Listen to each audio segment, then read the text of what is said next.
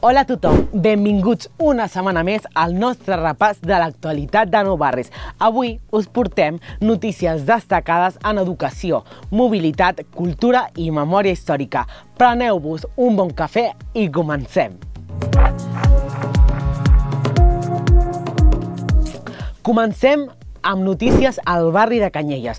El barri de Canyelles recuperarà l'educació secundària després de gairebé 15 anys. A partir del curs 2025-2026, l'escola Tomàs Moro es convertirà en l'Institut Escola Canyelles, permetent als estudiants continuar els seus estudis d'ESO sense haver de desplaçar-se fora del barri. Aquesta transformació garantirà una formació de qualitat i un seguiment personalitzat de l'alumnat, afavorint una transició més fluida entre primària i secundària. Les obres d'adaptació començaran aquest estiu perquè tot sigui llest per al nou curs. I seguim amb bones notícies per als amants de la natura. Després de mesos d'aturada a causa de la sequera, s'han reprès els treballs d'enjardinament en diversos espais del districte. La plaça del Verdum, les escales dels Matagalls i els balcons d'equipaments de Can Peguera tornen a guanyar color amb espècies autòctones adaptades al clima mediterrani. Aquest projecte no només embellirà el districte, sinó que també millorarà la qualitat ambiental i oferirà espais més agradables per gaudir entre veïnes. Seguim amb una notícia molt especial, un nou carril bici al carrer d'Escòcia.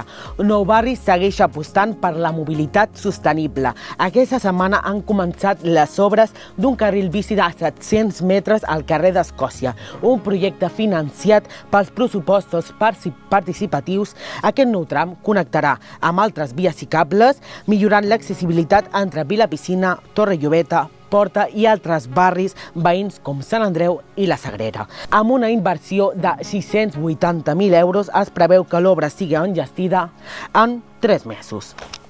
A l'apartat de memòria històrica, aquest diumenge el districte ha volgut retre un homenatge a Bernat de Feijó, una figura que va ser clau en la lluita veïnal de Can Peguera. En el marc de Rajoletes de la Memòria s'ha col·locat una nova peça commemorativa a la seu de l'Associació de Veïns en record a la seva trajectòria. Feijó va viure la Guerra Civil i la postguerra i durant més de 40 anys va ser una defensora incansable del barri, contribuint a la protecció de les seves emblemàtiques cases. La seva lluita i compromís continuen inspirant la comunitat. Continuem recordant figures històriques de Nou Barris. Aquesta setmana recordem Trinidad Gallego, una figura històrica del barri de Porta. Va ser infermera, llevadora i lluitadora antifeixista coneguda per la seva feina a diverses presons durant la postguerra i per la seva tasca al districte. Instal·lada a Barcelona, es va guanyar el sobrenom de la cigonya en moto per recórrer els carrers amb la seva lambreta i assistint parts i oferint atenció sanitària. La seva història continua viva gràcies al treball de l'Associació de Dones del 36, que manté viu el seu llegat de la lluita social i feminisme. Seguim informant que fins al 22 de febrer el Centre Cívic de Can Verdaguer acull l'exposició Dues Mirades, on els artistes Esperanza García i Antonio Cabello presenten dues versions contraposades de la mateixa imatge. Mentre que l'Esperanza la reprodueix amb un estil més realista, l'Antonio la reinterpreta des d'un enfocament més abstracte. Aquesta proposta artística sorgida des del retrobament d'aquests dos amics de la infància convida el públic a reflexionar sobre la diversitat de perspectives i interpretacions. L'exposició ha estat generant gran interès i es pot visitar de dilluns a dissabte amb un ampli horari. Una experiència cultural que no us podeu perdre. I bueno, veïnes, això és tot per aquesta setmana. Gràcies per seguir-nos i per formar part de la vida de Nou Barris.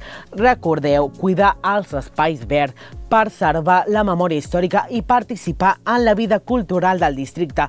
Ens retrobem la setmana vinent amb més notícies. Fins aviat!